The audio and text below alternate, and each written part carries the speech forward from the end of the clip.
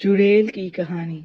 एक गांव था जिसमें चंद ही घर थे और उस गांव में नजदीक ही कब्रिस्तान था। कब्रिस्तान के नजदीक एक माल फार्म था। फार्म का मालिक अक्सर बाहर रहता। उसने अपना फार्म एक मुलाजिम को सौंपा हुआ था। कब्रिस्तान से थोड़ा आगे चंद घर भी थे।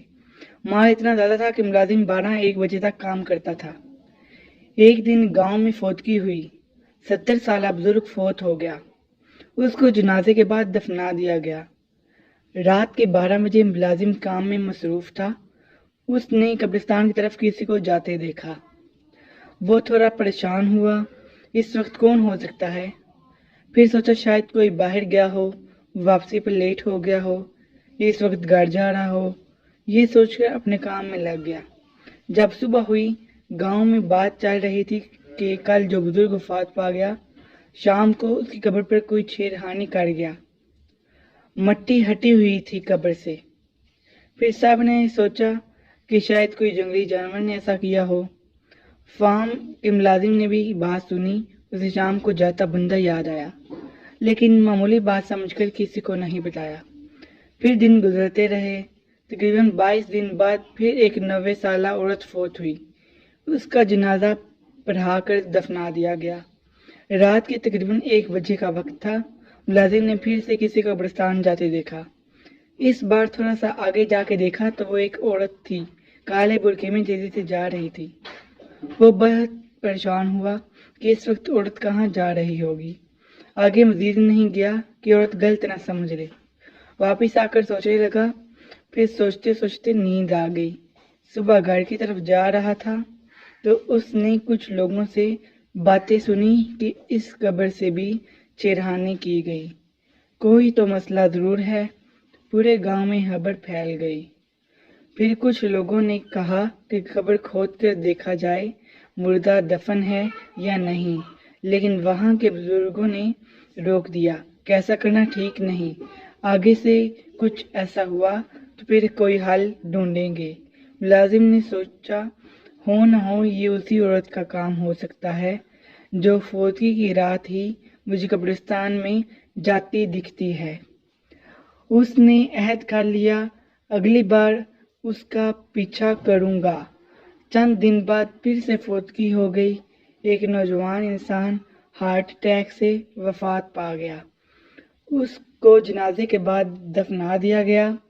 रात के 1:30 बजे मुलाजिम उसके इंतजार में बैठा था और सोचों में गुम था कि वही औरत उसे नजर आई। आज भी काले बुरके में थी और कब्रिस्तान की तरफ जा रही थी। मुलाजिम ने सोचा, आज पता जरूर लगाऊंगा कि ये औरत कब्रिस्तान क्या करने जाती है। मुलाजिम उठा और उसके पीछे चुप करके चलने लगा। औरत आगे आगे जा रही थी। कब्रिस्तान के करीब पहुंच कर रुक गई। मुलाजिम एक झाड़ी के पास छुप गया कि कहीं देख ना ले। औरत ने इधर उधर देखा और फिर चलने लगी। मुलाजिम थोड़ी देर छुपा रहा। जब औरत थोड़ी दूर चली गई और नजरों से ओझल हो गई तो मुलाजिम झाड़ी के पीछे से निकल के फिर उसके पीछे चलने लगा। आसपास कोई नहीं था। दूर से किसी कुत्ते के भौंकने की आवाज आ रही थी। मुलाजिम कब्रिस्तान में दाखिल हुआ तो कोई भी नहीं था वहां। उससे एकदम डर लगने लगा कि कहीं कोई चुड़ैल तो नहीं, और वो एक दरख्त के पास छुप के आसपास औरत को ढूंढने लगा कि दूर एक कब्र के पास उसे कोई साया नजर आया। मुलाजिम ने गौर किया तो वही औरत थी। मुलाजिम अब कब्रों के दरमियान छुप छुप के उस सिमत बढ़ा जहां वो औरत नजर आई थी। कब्रों के दरमियान झाड़ियां थीं, जिसकी वजह से मुलाजिम एहतियात के साथ जा रहा था कि कहीं वो देख न ले। वो औरत अभी तक वहीं बैठी थी। मुलाजिम करीब पहुंच के एकदम खड़ा हुआ तो कोई नहीं था। वो औरत पता नहीं कहाँ गायब हो गई थी। मुलाजिम को पसीना आ गया और खौफ से कांपने लगा। एकदम पीछे आहट हुई। मुलाजिम पहले से खौफ में मुब्तला था और डर से उसके मुंह से चीख निकली। उसने मुड़ कर देखा, वही औरत सामने खड़ी है।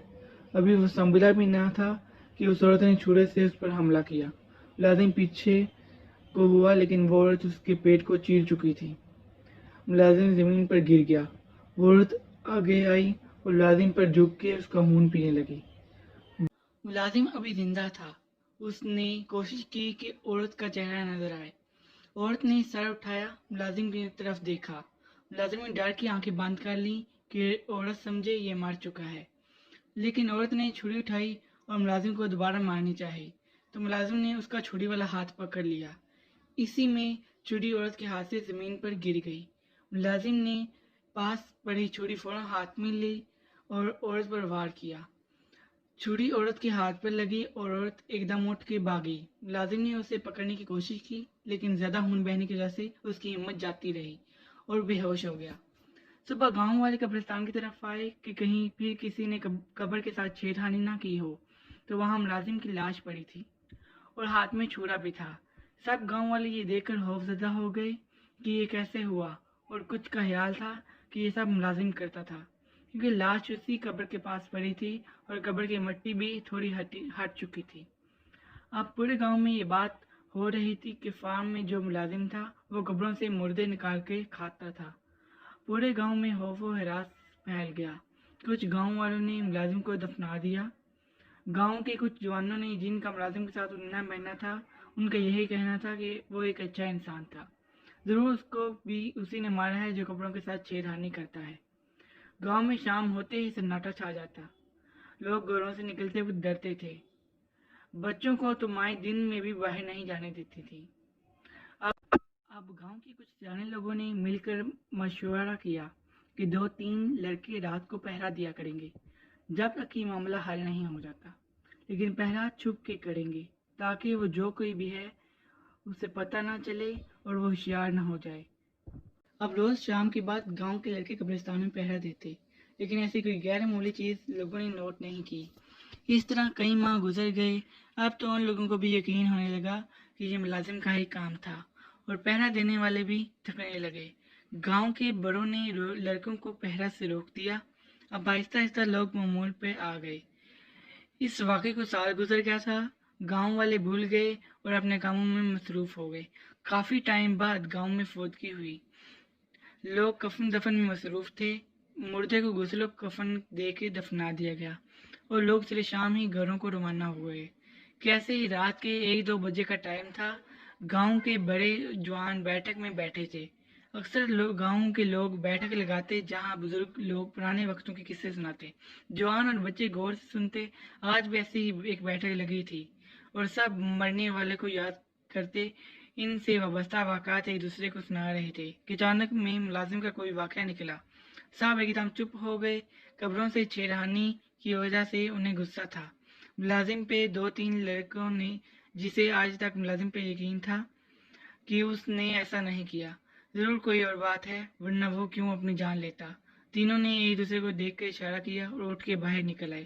یہ وہی لڑکے تھے جو ملازم کے ساتھ اٹھتے بیٹھتے تھے۔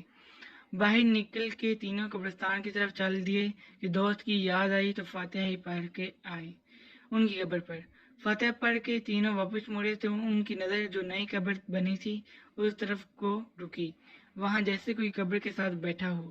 ایک دم تینوں کو وہ چھیڑ چھاڑ والی بات یاد آئی اور ایک دوسرے کو دیکھ کر تینوں نے فیصلہ کیا کہ جو کوئی بھی ہوا آج نہیں جانے دیں گے۔ ہاتھوں میں پتھر اٹھا کے آہستہ سے قبر کی طرف بڑھے۔ قریب پہنچ کے ایک نے آواز دی، کون ہے؟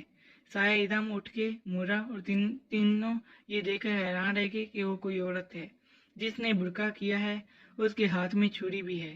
اب تینوں کو پوری کہانی سمجھ آ گئی کہ ملازم کو بھی اسی نے مارا ہے چھری سے۔ عورت یہ دیکھ کے کہ 3 لوگ ہیں گھبرا کے ایک طرف سے نکلنے کی کوشش کی اور ساتھ میں ایک لڑکے پر حملہ کی بھی کوشش کی، لیکن تینوں لڑکوں نے ایک ساتھ پتھر مارے۔ پتھر لگتے ہی عورت چیختی ایک جانب پر بھاگی، اس کے ہاتھ سے چھوٹ کے زمین پر گر گئی۔ ایک نے وہ چھرا اٹھایا، تینوں اس کے پیچھے بھاگے۔ عورت گھبراہٹ میں گاؤں کی طرف بھاگی۔ گاؤں میں بھاگ دوڑ سے بیٹھک میں بیٹھے لوگ باہر آئے کہ کیا ہوا، کون چیخے مار رہا ہے، کہ کیا دیکھتے ہیں ایک عورت بھاگی آ رہی ہے اور 3 لوگ اس کے پیچھے ہیں۔ قریب پہنچ کے جس کے ہاتھ میں چھری تھی عورت پہ چھری کے وار کر دیے اور عورت وہیں گر کے تڑپ کے مرنے لگی۔